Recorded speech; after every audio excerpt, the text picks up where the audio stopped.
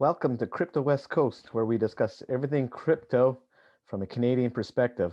My name's Damien, and it looks like you're looking into buying cryptocurrency. So let's get started. Why you're buying digital assets is your business. You may have heard it from a friend, seen it on TV, watched some YouTube videos. Who knows? It's your business.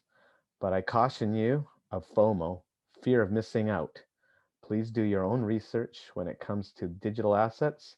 Know what you're buying, why you're buying, the cycles of digital assets, and go forward from there. I am not a financial advisor. I'm simply sharing you my knowledge from my experience in this aspect. So let's keep moving forward. If you're going to buy digital assets, you need to be your own bank. You are going to share personal information, you're going to spend money, so you need to be your own bank.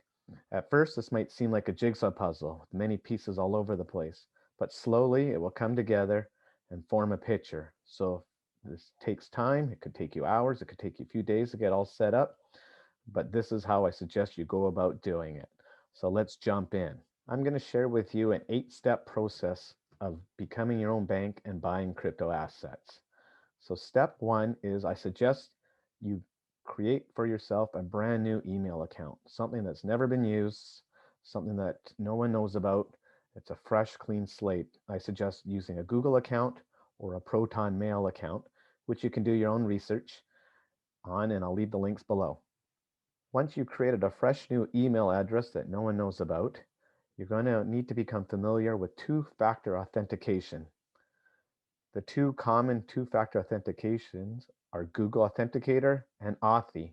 I'll leave links below, but basically what these are a backup password to your passwords. It's a way of double protecting yourself. Since you're going to be your own bank, you need to have some safety features in place that will make it very difficult for anyone to try to break into any of your accounts anywhere where you're holding money.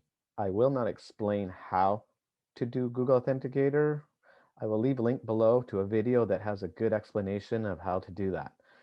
Now that you have a brand new email account and you're familiar with two-factor authentication, it's time to find a Canadian exchange and begin the process of signing on and eventually buying some digital assets. I have used several Canadian exchanges over the past 14 months, and I've created a chart, which I've included in a link down below, that shares some of the aspects of each one of them. It also has my referral links. If you choose to use it, you and I will both get a little bonus. And the nice thing about referral links is once you've signed up on Exchange, you'll be able to have your own referral link and you can share that with anyone else. Each exchange has some pros and cons. You may buy Bitcoin a little bit cheaper on one exchange, but it might cost you a little bit more to move it from that exchange. So that's why I've added in the chart a little bit of information that you can take a look at and make a decision. Now that you've chosen an exchange, you're going to have to sign up for a new account. And it's like signing up for a bank account. You're going to have to give them some of your personal information. It's called KYC, Know Your Customer. And it's done on every exchange pretty much in North America. There's nothing you can do to get around it. You have to give them this information. It's required by the government. So you're going to have to give them also a picture of your photo ID, like a driver's license or passport. I've always used my driver's license. You also have to do a photo of a bill so that they have your name and address associated to you. It might feel a little bit strange sharing this kind of information, but it's needed to sign up for an exchange. Also, when you sign up, it's going to take a few minutes to a few hours for the whole process to go through, so don't freak out. You give them your information and you wait for an email, and they will send you a link saying that it's gone through. Once it's gone through, you're able to fund this account, and that's the next step. When it comes to funding your account, the only thing I've ever done is an e-transfer from my bank.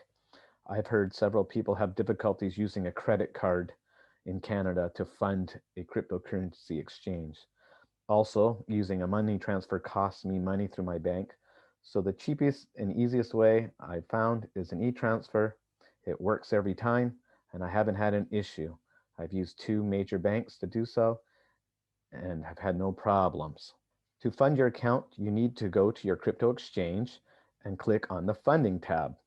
There, it will give you all the information you need to put into your bank's e-transfer fields to send money to this exchange. So start off in the exchange, click on funding, and it will tell you what you need to put. Then you need to go to your bank account. You need to log in, go to e-transfers. If you've never used an e-transfer before, it's your time to learn. And you need to set up a new payee, which is the crypto exchange you plan to use. And all the information is over there in the exchange. So you need to provide things like the email account, email address, and then you need to add the security question, password. My bank asks me, not my bank, my crypto exchange, one of them asked me to have something in the memo field. So make sure if it asks for something in the memo field, you add that as well. So you create a new payee in your bank, which is to the crypto exchange you've chosen to use.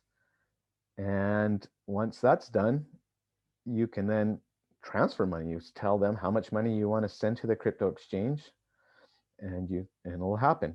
If you are using a referral link, I suggest you send $5 more than what the referral fee is. So if it's $100 is what the referral is saying you need to submit, send $105 because a few dollars may be taken off in exchange fees, depending on which bank you use or which exchange you use.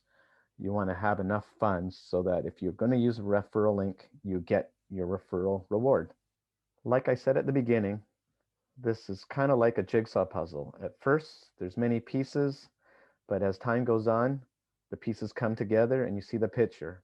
So you've created a new email account, you've learned about two-factor authentication, you've chosen a Canadian exchange to buy your crypto on, you've set up a pay on your bank account, you've sent money to your crypto exchange, and now you're ready to buy crypto. So all you need to do is choose, do you want to buy Bitcoin, Ethereum, what have you. You click on buy that coin. You select, you have an option on most of instant or limit order. Instant means buy it now. Limit order says I'm going to buy it at a certain price. So I would suggest if it's your first time doing this, select instant, enter how much money you want to spend, keeping in mind if you want to use the referral link, you need to spend whatever dollar amount is the minimum to receive your reward. And click buy. It'll take 2 seconds, it'll go through, and you will have purchased your first cryptocurrencies. So congratulations. So the last step of all this is what to do with it, and that's for another video. There's a phrase in crypto, hodl, hold on for dear life.